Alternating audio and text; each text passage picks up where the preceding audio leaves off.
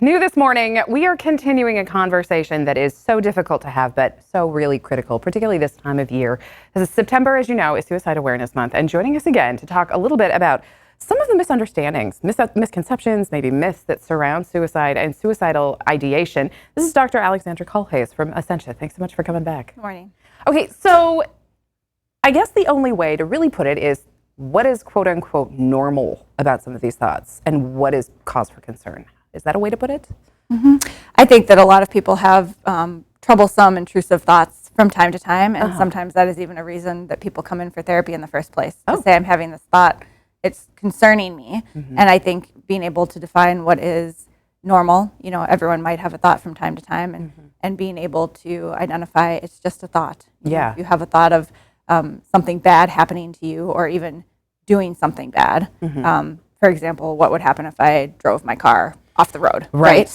People get really anxious about that, of course. Yeah. But that doesn't necessarily equate with any sort of suicidal ideation or intent. Okay. So how do you identify this distinction? Like it's you in your own brain with all these thoughts rattling around. How do you parse out what's not a risk versus where you really seriously might be at risk of doing something? It's a great question. I mean, I think talking to people about their intent, you had this thought, is it something that you want to do, right? That's probably the very first question, because most people will say, no, it's not something that I want to or intend to do.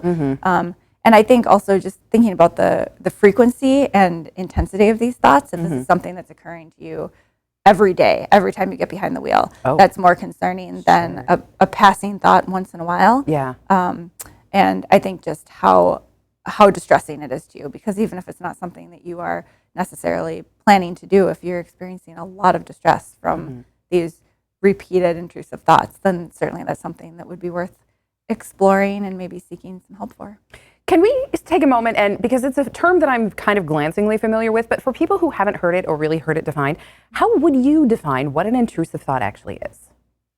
So I think any thought that is both unwanted and repetitive to a degree that's distressing. Okay. So it's not a fleeting thought in passing, and it's not a thought that you have frequently that brings you joy, right? It's something that is really upsetting to people, and generally, I would say interferes with quality of life. It's happening enough, and it's happening to an extent where people are really quite upset by it. And so it's not something that's exclusive to thoughts of suicide or self-harm. It can be almost anything, right? Absolutely. Yeah. Absolutely.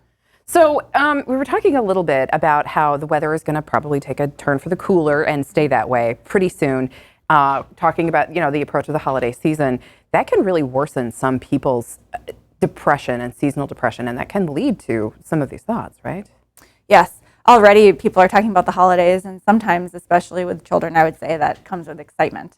Oftentimes what I'm hearing from adults now is, you know, anxiety around an obligation to spend time with family and friends, worries about financial concerns if you don't have the financial means to supply the kind of Christmas for your children that you would like to. And so I think people often, even with the expectation of this is a happy time of year, can feel more anxious about it than anything. Yeah, and then there's that pressure too to put on a happy face and have a party celebratory mood and open your home to all these guests and be, you know, little Miss Picture or Mr. Picture Perfect. That's got to be additional psychological pressure on people, right? Yes, and to your point, when people are expected to be happy, right? This is a joyful time of year. If you're not feeling that way, there's sometimes this thought of what's wrong with me. Why can't I be happy? Oh, there's nothing wrong with you if you're not. If you're more stressed than joyful. I think that's part of the human reality, and the more that we talk about that, you know, the more we can sort of reduce the shame around that. You're not alone in being stressed about the holidays. Yeah, no, it's pretty common. It's too bad too, right? Because that's one more thing that you probably shouldn't have to worry about, but you do. Yeah. All right, Dr. Alexandra Kohlhase, it's always such a joy to talk to you. You have so much insight.